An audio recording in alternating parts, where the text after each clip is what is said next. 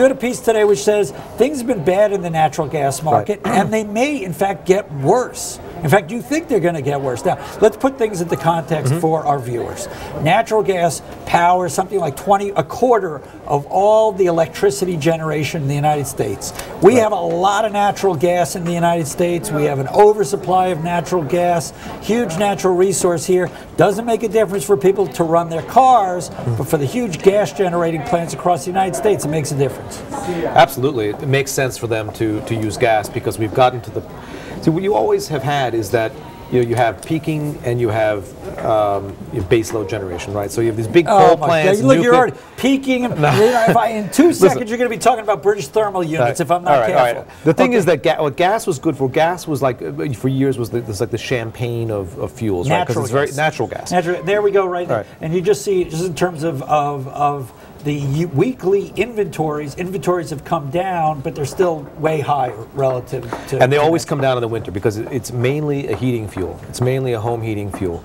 And so you have 2 seasons for gas. You've got the injection and withdrawal season. And the reason I wrote the piece right now is that the withdrawal season is about to end. It ends officially at the end of this week. It already ended because it's been so warm. But officially April 1st is the beginning, typically, of when you start to... Do prices reflect this traditionally?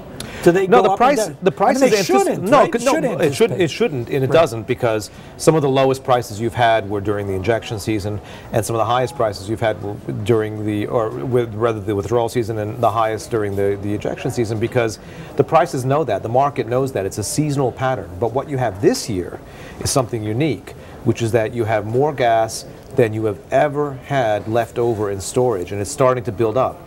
And the problem with that is once you fill the storage up, and they built more storage in recent years, no place to put it, no place to put it, and that's why we can go to zero. How much is gas? So your point is, it's like I forget how you measure. It's like a little over $2 per cubic a million foot? British thermal units. Yeah. Okay.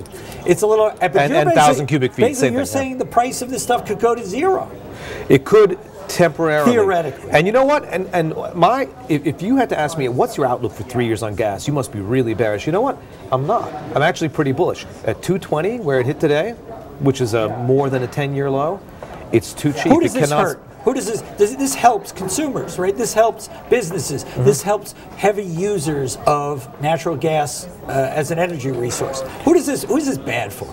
If you're producing gas, it's not too good. If you're Chesapeake Energy or Devon, right. If you're a utility, it could be neutral to you. If you're, your utility and my utility, the people who provide power directly to us, they don't really care. They're going to change their fuel mix perhaps, but they don't really care. Right. Now you have someone like NRG or Future Energy Holdings, which used to be called TXU.